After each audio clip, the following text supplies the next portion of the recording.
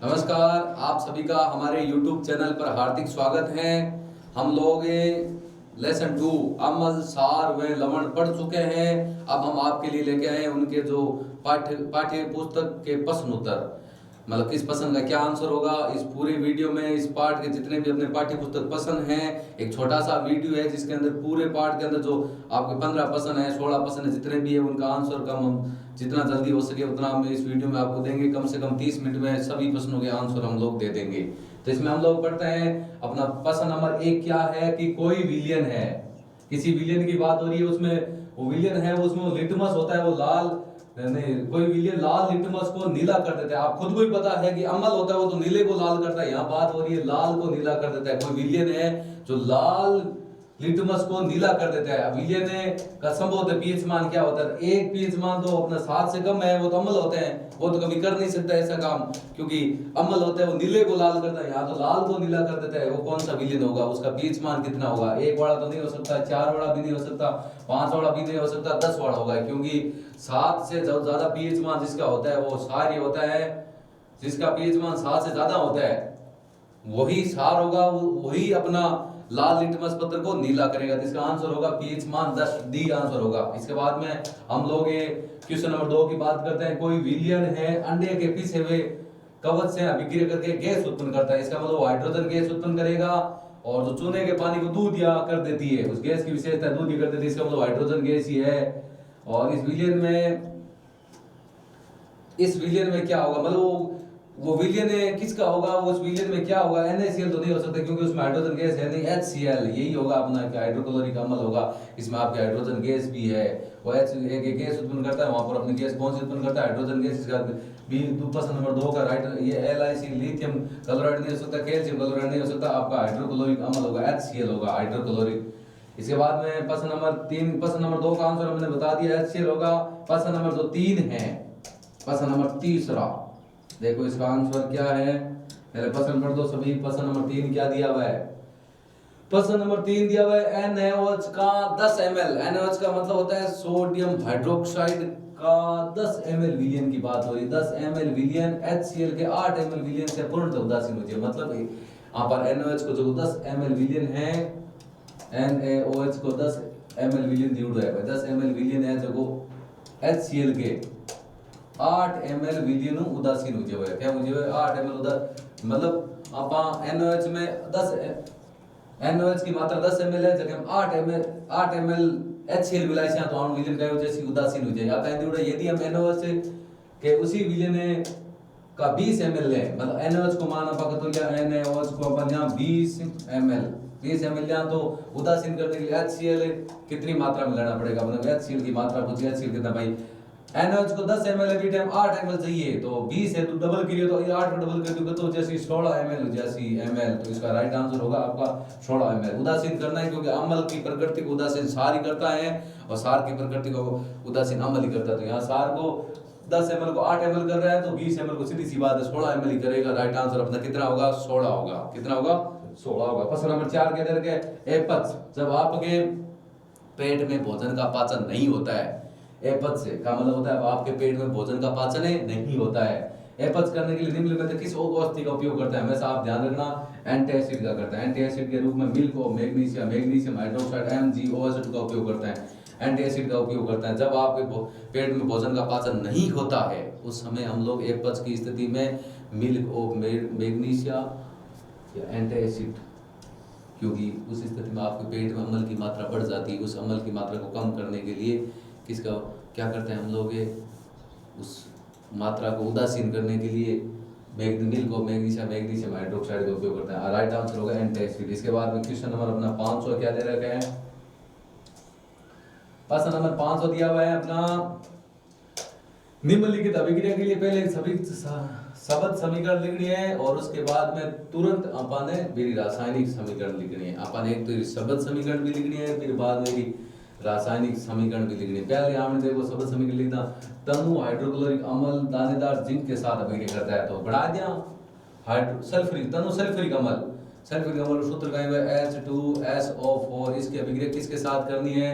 दानेदार जिंक के साथ। इसकी अभिक्रिया पूरी कर उसी जिंक धातु होती है हाइड्रोजन को उसके स्थान से विस्थापित कर देगी, आगे जाके बनेगा ZnSO4 plus H2 hydrogen gas अपनी बाहर निकलेगी। ये आपकी अभिक्रिया होगी और ये पहले से ही संतुलित है, इसको संतुलित करने की जरूरत नहीं है।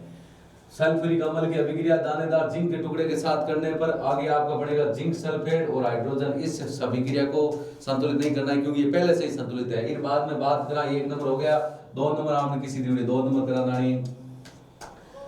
तनु हाइड्रोक्लोरिक अम्ल मैग्नीशियम की पट्टी के साथ अभिक्रिया करते हैं। हाइड्रोक्लोरिक अम्ल को सूत्र का यूज करें HCl, बीच अभिक्रिया किस साथ करनी है, मैग्नीशियम Mg के साथ। अब आपको पता है कि उसमें भी वही अभिक्रिया अपनी सेम की सेम अभिक्रिया है आपकी। मैग्नीशियम की अभिक्रिया हम हाइड्रोक्लोरिक अम्ल के साथ करते हैं तो ये मैग्नीशियम होता है उस हाइड्रोक्लोरिक अम्ल को उसके स्थान से विस्थापित कर देगा। विस्थापित करने का मतलब ये होगा आगे जाकर आपका बनेगा MgCl2 और साथ में आपकी कौन सी गैस निकलेगी, हाइड्रोजन गैस निकलेगी। इसका मतलब आप समीकरण को आपको संतुलित करना है। संतुलित कैसे करेंगे, यहाँ क्लोरीन 2 हाइड्रोजन 2, यहाँ क्लोरीन 1 हाइड्रोजन 1, तो इसको गुणा कर दो अपना 2 से, ये आपकी होगी संतुलित अभिक्रिया। क्या होगी, HCl हाइड्रोक्लोरिक अम्ल प्लस मैग्नीशियम, आगे जाके बनेगा मैग्नीशियम क्लोराइड लवण प्लस कौन सी गैस निकलेगी, हाइड्रोजन गैस निकलेगी। क्योंकि किसी अम्ल के साथ धातु की अभिक्रिया करने पर कौन सी गैस निकलती है, हाइड्रोजन गैस निकलती है। कौन सी गैस, हाइड्रोजन गैस निकलती है। इसमें तीसरा है C आपका, C की बात करते हैं। C क्या दिया हुआ है, तनु सल्फ्यूरिक अम्ल। सल्फ्यूरिक अम्ल का सूत्र होता है H2SO4, उसकी अभिक्रिया आपको करनी है एल्यूमिनियम चूर्ण के साथ। कर देते हैं एल्यूमिनियम के साथ। आपको पता है एल्यूमिनियम के साथ सल्फ्यूरिक अम्ल की अभिक्रिया करेंगे, एल्यूमिनियम सल्फेट बनेगा। एल्यूमिनियम सल्फेट का सूत्र होता है Al2SO4, उसके SO4 अणु की संख्या होती है 3 प्लस आपकी कौन सी गैस निकलेगी, हाइड्रोजन गैस निकलेगी। समीकरण को संतुलित करते हैं, एल्यूमिनियम यहाँ 1 है, 2 है, इधर 1 है तो 2 से गुणा कर देते हैं। यहाँ आपका सल्फ्यूरिक अणु की संख्या 3 है, यहाँ पर कितनी है, यहाँ पर अपनी 1 ही है तो इसको 3 से गुणा कर देते हैं, हाइड्रोजन 6 हो गए तो इसको 3 से गुणा कर देते हैं, ये 6 हाइड्रोजन हो गए। ये लो आपकी अभिक्रिया होगी। तनु सल्फ्यूरिक अम्ल की अभिक्रिया एल्यूमिनियम के साथ की, ये एल्यूमिनियम सल्फेट और उसके साथ में हाइड्रोजन। क्योंकि किसी अम्ल की अभिक्रिया धातु के साथ करने पर एक तो आपका लवण बनता है, उसके साथ में कौन सी गैस निकलती है, हाइड्रोजन गैस निकलती है। अगला है अपना चौथा डी क्या दिया हुआ है, तनु हाइड्रोक्लोरिक अम्ल। तनु हाइड्रोक्लोरिक अम्ल लोहे के रेतन के साथ अभिक्रिया। हाइड्रोक्लोरिक अम्ल की सूत्र अभिक्रिया होती है HCl होती है, उसकी अभिक्रिया Fe के साथ करनी। आपको पता है कि किसी अम्ल के साथ धातु की अभिक्रिया करने पर एक तो लवण बनेगा, कौन सी गैस निकलेगी, हाइड्रोजन गैस। तो लवण बनेगा आपका FeCl2 प्लस हाइड्रोजन गैस, ये आपकी H2 बन गई। समीकरण को आपको संतुलित करना है। यहाँ क्लोरीन 2 है, हाइड्रोजन 2 है, यहाँ क्लोरीन 1 हाइड्रोजन 1, तो कर दो 2 से गुणा, ये आपकी हो गई पूरी की पूरी। ये अभिक्रिया होगी आपकी कौन सी, ये चारों की चारों अभिक्रिया है वो अम्ल की अभिक्रिया हम लोगों ने धातु के साथ की है। आपको मैंने इस चैप्टर में बताया भी है कि किसी अम्ल की अभिक्रिया धातु के साथ करने पर एक तो लवण का निर्माण होता है और उसके साथ में कौन सी गैस निकलती है, हाइड्रोजन गैस निकलती है। ये आपके 4 पॉइंट है। पहली है तनु सल्फ्यूरिक अम्ल दानेदार जिंक के साथ अभिक्रिया करने पर H2SO4 plus ZnSO4 plus H2, समीकरण नंबर 1 हो गई। पहले से ही समीकरण अपनी संतुलित है तो संतुलित करने की जरूरत नहीं। दूसरी है तनु हाइड्रोक्लोरिक अम्ल की अभिक्रिया मैग्नीशियम पट्टी के साथ। ये हाइड्रोक्लोरिक अम्ल है, मैग्नीशियम, आगे जाके बनेगा मैग्नीशियम क्लोराइड प्लस हाइड्रोजन। इस समीकरण को संतुलित करने के लिए यहाँ से 2 से गुणा कर दिए, संतुलित कर दी। अगला है तनु सल्फ्यूरिक अम्ल H2SO4 एल्यूमिनियम के साथ करेंगे तो आगे एल्यूमिनियम सल्फेट Al2SO4 बनेगा आपका। ये हाइड्रोसूत्र बनेगा संतुलित करने के लिए, यहाँ 2 से, यहाँ 3 से, यहाँ 3 से गुणा करेंगे तो आपकी संतुलित हो जाएगी। संतुलित का मतलब होता है अभिकारक और उत्पाद गणों की संख्या को बराबर करना, समान करना। चौथा तनु हाइड्रोक्लोरिक अम्ल की अभिक्रिया, ये तो हम लोग कर रहे हैं लोहे के साथ FeCl2 और उसके साथ में कौन सी गैस निकल रही है, हाइड्रोजन गैस निकल रही है। ये आपका हो गया क्वेश्चन नंबर 5 से। अब बात करते हैं क्वेश्चन नंबर 6 की। छठा प्रश्न अपना क्या दिया हुआ है, छठा प्रश्न देख लो अपना। छठा प्रश्न दिया है कि एल्कोहल और जो ग्लूकोज है, एल्कोहल एवं ग्लूकोज जैसे यौगिक के भी हाइड्रोजन, एल्कोहल और ग्लूकोज जैसे यौगिकों में भी हाइड्रोजन होते हैं। ये बात सही है क्योंकि एल्कोहल का सूत्र होता है, एल्कोहल की बात करते हैं CH3COH, ये मेथनॉल का सूत्र होता है। ग्लूकोज का सूत्र होता है C6H12O6। बात तो सही की है कि इसके अंदर भी अपना हाइड्रोजन होता है, हाइड्रोजन है इसमें भी। आपको देख लीजिए मेथनॉल में भी 4 हाइड्रोजन है, ग्लूकोज में भी आपका हाइड्रोजन है, आपके 12 हाइड्रोजन है। लेकिन इनका वर्गीकरण अम्ल की तरह नहीं होता। एक क्रियाकलाप द्वारा साबित कीजिए। क्रियाकलाप अपने बुक में दिवड़ो है, क्रियाकलाप का दिवड़ो है कि एक आमनु पात्र लेना है जगह में पहला HCl या H2SO4 में दोनों में कोई अम्ल को कोई विलयन लेना है, बीमा एक रबड़ के कोर के ऊपर 2 लोहे की कील लगानी है और उनमें 6 वोल्ट की बैटरी जोड़ना है, बल्ब जोड़ना है। अम्ल ऐसा तो अम्ल जल में अपघटित होकर H प्लस आयन देता है। H प्लस आयनों के कारण विद्युत धारा का प्रवाह होता है, उसमें बल्ब जलता है। लेकिन आप यदि ग्लूकोज और मेथनॉल मतलब जब एल्कोहल डालते हो तो इसमें मुक्त H प्लस आयन नहीं होते, H प्लस आयन नहीं होते, तो इसका मतलब वो बल्ब विद्युत धारा का प्रवाह या विद्युत का चालन नहीं होता। जिसके अंदर मुक्त आयन होते हैं, अम्ल के अंदर मुक्त आयन होते हैं, चाहे हाइड्रोक्लोरिक अम्ल हो, चाहे नाइट्रिक अम्ल हो, चाहे सल्फ्यूरिक अम्ल हो। इसका मतलब होता है एल्कोहल और हाइड्रोजन है, एल्कोहल और ग्लूकोज जैसे यौगिक में हाइड्रोजन होता है, लेकिन इनका वर्णन अम्ल की तरह नहीं कर सकते। क्यों नहीं कर सकते? क्योंकि अम्ल में मुक्त H प्लस आयन होते हैं, जिनके कारण उसमें विद्युत धारा का चालन होता है। विद्युत धारा का चालन मुक्त आयनों के कारण होता है, जबकि इन एल्कोहल और ग्लूकोज में मुक्त आयन H प्लस नहीं होते, इसी कारण उनके विद्युत धारा का प्रवाह नहीं होता। प्रश्न नंबर अपना 7वां क्या दे रखा है? 7वां दे रखा है आसुत जल। आसुत जल बोल सकते हैं, आसुत जल जिसका शुद्ध जल होता है, जिसका पीएच मान पूरा 7 होता है। विद्युत का चालक क्यों नहीं होता जबकि वर्षा जल होता है? अब वर्षा जल होता है, आज का पहले हम आसुत जल की बात कर लेते हैं। आसुत जल एकदम शुद्ध जल होता है, जिसमें ना तो H प्लस आयन होते हैं, ना OH माइनस आयन होता है। मतलब H प्लस आयनों और OH आयनों की संख्या बराबर होती है, पीएच मान पूरा 7 होता है। जो शुद्ध जल होता है उसमें विद्युत धारा का प्रवाह नहीं होता है, क्योंकि उसमें मुक्त आयन H प्लस एक्स्ट्रा नहीं होते। अब बात करते हैं वर्षा जल की। जो वर्षा जल होता है वो वर्षा जल होता है अम्लीय जल होता है। क्यों होता है कि वायुमंडल में वर्षा जल होता है, वो आज की वर्षा होती है वो अम्लीय वर्षा होती है। अम्लीय वर्षा का मतलब हो गया कि आज का जो वायुमंडल है, वायुमंडल में जो प्रदूषक है, सल्फर डाइऑक्साइड है, नाइट्रोजन डाइऑक्साइड है, उसके कारण जो वर्षा का जल होता है उसके पीएच मान में कमी हो गई है। पीएच मान में कमी हो गई तो इसका मतलब वर्षा होती है अम्लीय वर्षा। और अम्लीय वर्षा होगी तो अम्ल होगा, थोड़ा बहुत अम्ल होगा तो उसमें H प्लस आयन होंगे। H प्लस आयन होंगे तो उसके अंदर विद्युत का चालक होगा। वर्षा जल विद्युत का चालक होता है क्योंकि उनमें मुक्त H प्लस आयन होता है। क्यों होते हैं? क्योंकि वायुमंडल में जो प्रदूषक होते हैं, सल्फर डाइऑक्साइड, नाइट्रोजन डाइऑक्साइड, उसके कारण क्या होता है, वो वर्षा जल होता है, उसमें थोड़े बहुत अम्ल की मात्रा हो जाती है। अम्ल की मात्रा होगी तो उसमें H प्लस आयन होंगे, H प्लस आयन होंगे तो उसमें विद्युत धारा का चालन होगा। सीधी सी बात है। इसीलिए आसुत जल की बात करते हैं। आसुत जल शुद्ध जल होता है जिसमें H प्लस आयन नहीं होते विद्युत का चालन नहीं होता। शुद्ध जल होता है उसका पीएच मान 7 होता है। वर्षा के जल का पीएच मान 7 से कम होता है। इसका मतलब उसमें अम्ल की मात्रा होगी, कम अम्ल की मात्रा होगी तो विद्युत का चालन होगा। इसके बाद में क्वेश्चन नंबर 8 की बात करते हैं। 8 नंबर क्वेश्चन अपना क्या दे रखे हैं? जल की अनुपस्थिति में अम्ल का व्यवहार अम्लीय क्यों नहीं रहता? बात करा कि जल की अनुपस्थिति बात करा। जल की अनुपस्थिति में जो आपका अम्ल होता है उनका व्यवहार अम्लीय क्यों नहीं रहता है? क्योंकि जो जल का H प्लस आयन होता है, आपको बताया कि जल का सूत्र होता है आपका H2O, वो आगे जाके टूटता है H प्लस से, और किस में टूटता है? OH माइनस में टूटता है। जो H प्लस आयन होते हैं उन आयनों के कारण ही उनकी प्रकृति अम्लीय होती है। प्रश्न आपका क्या है? जल की अनुपस्थिति में अम्ल का व्यवहार अम्लीय क्यों नहीं होता?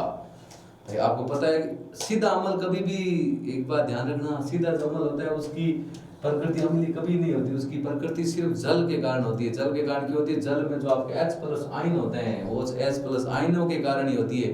यदि जल की अनुपस्थिति है तो आपका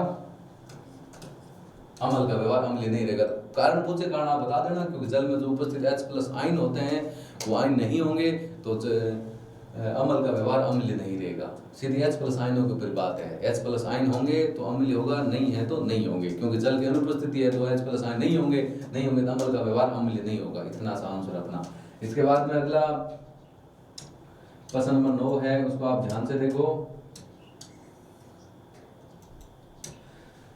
5 विलियन दिया है। 5 विलियन किसी दिया है? A B C D, देखो E 5 विलियन A B C D E की जब सार्वत्रिक सूची से जांच की जाती है, मतलब सार्वत्रिक सूचक को जांच करिया तो बार विलियन को पीएच मान आए हुए आवनो। एक को विलियन को पीएच मान आवड़ो 4, दूसरे का आवड़ो 1, तीसरे का आवड़ो 11, और चौथे का आवड़ो 7, और पांचवे का आवड़ो 9 आवड़ो है। आपने ये पूछो कि भाई विलियन किस है? 5 ऑप्शन भी दिए है भाई, उदासीन है, प्रबल सारी है, प्रबल अम्लीय है, दुर्बल अम्लीय है, दुर्बल सार में। थाने एक बात बता दी कि जतो पीएच मान छोटो उसी, जतो कम उसी वो ज्यादा प्रबल अम्लीय उसी। 7 थोड़ो सो कम होगी वो दुर्बल अम्लीय उसी, 7 थोड़ो ज्यादा उसी वो दुर्बल सारी होती। जतो ज्यादा 7 14 के आसपास मान उसी वो प्रबल सारी उसी। सीधी सी बात है। तो बात करा तो 4 दिखे पीएच मान तो 4 है, इसका मतलब ये आपका दुर्बल अम्लीय होगा। दुर्बल अम्लीय इसका डी ऑप्शन है। डी ऑप्शन का राइट आंसर होगा 4। तो पीएच मान 4 है वो आपका दुर्बल अम्लीय होगा। 1 की बात करा, 1 आमनो प्रबल अम्ल उसी, प्रबल ऑप्शन का है उसका मान 1 होगा। और 11 है वो आपका दुर्बल सार होगा, 11 है वो दुर्बल सार का मान होगा। 7 है वो 7 पूरा उदासीन, प्रबल अमल और प्रबल सार की क्रिया वजन उदासीन बने। 7 है जो उदासीन को मान है हमनो। और 9 बच्चों है, 9 है जो हम नहीं जो 9 है जो उसी हमनो दुर्बल सार, सॉरी 9 है जो दुर्बल सार उसी, और 11 है जो हमनो कहे उसी प्रबल सार, क्योंकि 11 को जो मान है वो 14 के आसपास है। 9 है जो मान 7 के आसपास है। 7 तो थोड़ा बड़े है तो पर दुर्बल उसी जतो मान ज्यादा उसी को बतो प्रबल सार इमाम ने 5 है विलियन का पीच मान दिया है, 5 ऑप्शन आप दिया है, 5 और बता दिया। देखो पहले 4 दिया है, 4 एक हमनो दुर्बल है विलीन उसी दुर्बल अम्लीय विलीन होगा। 1 है जो प्रबल अम्लीय विलीन होगा, 11 है जो प्रबल सारी विलीन होगा, 7 है जो उदासीन विलीन होगा, और 9 है जो हमनो दुर्बल सारी विलीन होगा। ध्यान रखना ये बात। आगे प्रश्न नंबर 10 की बात करें। प्रश्न नंबर 10 का जुड़ा है,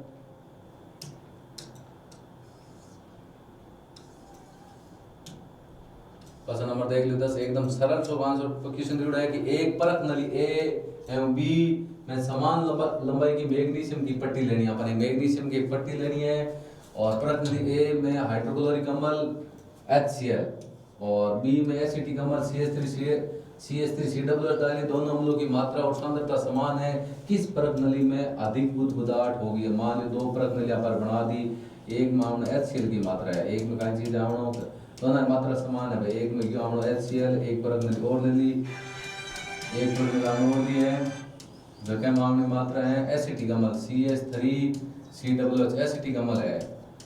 एक में तो आपनो HCl अम्ल है, एक में एसिटिक अम्ल है। में पूछो है कि किस परत नली में अधिक बुध पदार्थ होगी, तो सीधी सी बात है HCl वाले में होगी। HCl वाले में क्यों होगी? क्योंकि एसिटिक अम्ल की तुलना में जो HCl अम्ल होता है वो आपका प्रबल अम्ल होता है। कौन सा अम्ल होता है? प्रबल अम्ल होता है। इसका राइट आंसर होगा आपका HCl, क्योंकि दोनों अम्लों की मात्रा समान है, इनकी सांद्रता भी समान है। मान लो कि इसका मान 100 ml है, इसका मान 100 ml है, तो इसका मान भी अपना 100 ml ही है, दोनों का मान समान है। तो ये एसिटिक अम्ल की तुलना में हाइड्रोक्लोरिक अम्ल प्रबल अम्ल होता है, जिसके कारण इसमें अधिक तेजी से बुध पदार्थ होगी।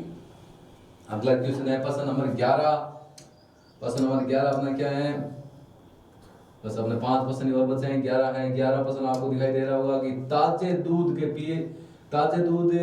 का पीएच मान 6 होता है, दही बन जाने पर इसके पीएच मान में क्या परिवर्तन होगा? अपना उत्तर समझिए। तो अपने खुद को पता है कि ताजे दूध होता है, उसका आपको पीएच मान दिया हुआ है कि ताजे दूध का पीएच मान आपको कितना दिया हुआ है? ताजे दूध का पीएच मान आपको दिया हुआ है 6। कितना दिया हुआ है? 6 दिया हुआ है।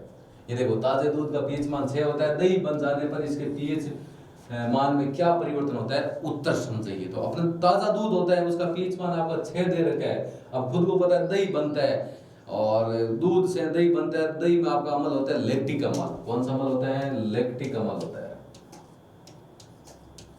दही में आपका कौन सा अम्ल होता है? लैक्टिक अम्ल होता है। लैक्टिक अम्ल होगा, आपको पता है कि किसी दूध से दही बनेगा तो उसके अंदर अम्ल की मात्रा बढ़ेगी, अम्ल का मात्रा बढ़ेगी तो उसके पीएच मान में कमी होगी, कम हो जाएगा उसका पीएच मान, क्योंकि दूध से दही परिवर्तन होने के बाद में दही में आपका अम्ल होता है लैक्टिक अम्ल। आपको पता है कि किसी भी पदार्थ में यदि अम्ल की मात्रा होती है, H+ आयनों की अधिकता होगी, और अम्ल होगा तो अपने पीएच मान में क्या होगी? कमी होगी। सीधी सी बात है, पीएच मान अपनी क्या होगी? कमी होगी। इसका राइट आंसर क्या होगा? ताजे दूध का पीएच मान 6 है, दही बन जाने के पीएच मान में क्या परिवर्तन होगा? दही बन जाने पर उसके पीएच मान में कमी होगी। क्यों कमी होगी? क्योंकि दही में उपस्थित जो लैक्टिक अम्ल होता है, लैक्टिक अम्ल के कारण, अम्ल की मात्रा बढ़ने के कारण उनके पीएच मान में कमी होती है। आप खुद को ही पता है कि जो विलयन या जो पदार्थ जितना ज्यादा अम्लीय होता है उनके पीएच मान उतने कम होता है, क्योंकि दूध की तुलना में तो दही खट्टा होता है, जितना खट्टा होगा उसका पीएच मान उतनी कमी होगी। प्रश्न नंबर 12 की बात करते हैं। प्रश्न नंबर अपना 12 क्या दिया हुआ है? 12 दे रखे हैं कि एक ग्वाला आप जानते हो जो गायों को रखता है अपने पास में, ग्वाला ताजे दूध में थोड़ा बेकिंग सोडा मिला देता है। वाह क्या बात है! बेकिंग सोडा क्या आपको सूत्र आपको पता होगा, NaHCO3।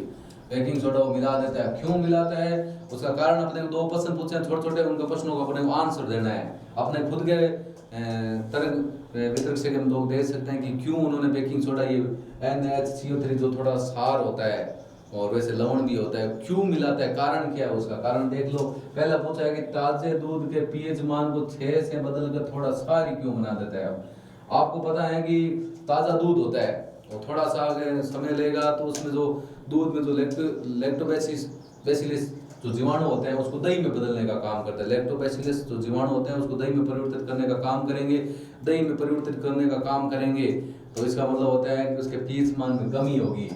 यदि हम लोग उसको सारी बनाते हैं, सारी बनाने का मतलब उसके अंदर हम लोग बेकिंग सोडा यदि मिला देते हैं, बेकिंग सोडा मिलाएंगे तो उस दूध को लंबे समय तक हम लोग काम में ले सकते हैं। क्योंकि अब आपको पता है कि उसको पहले तो इस जो NaHCl3 है उसको उदासीन करना पड़ेगा। उसको उदासीन करने में भाई उसे लैक्टिक अम्ल है अपना, उसको टाइम लगेगा तो दूध लंबे समय तक खराब नहीं होगा। इसीलिए वो अपने को इसके लिए थोड़ा उसमें सारी NaHCl3 मिला देता है कि लंबे समय तक दूध को सुरक्षित रखा जा सके, दूध दही में परिवर्तित नहीं हो या दूध खराब होके भाई फट नहीं जाए, खराब नहीं हो जाए, उसके लिए उसमें आपका बेकिंग सोडा मिला देता है वो वाला। दूसरा क्वेश्चन आपसे पूछा भी, एक दूध को दही बनने में भाई इस दूध को दही बनने में अधिक समय क्यों लगता है? किस दूध को जिसके अंदर ये हमने क्या मिला दिया है, बेकिंग सोडा मिला रखा है, NaHCl3 मिला रखा है, NaHCl3 उसने पहले से मिला रखा है।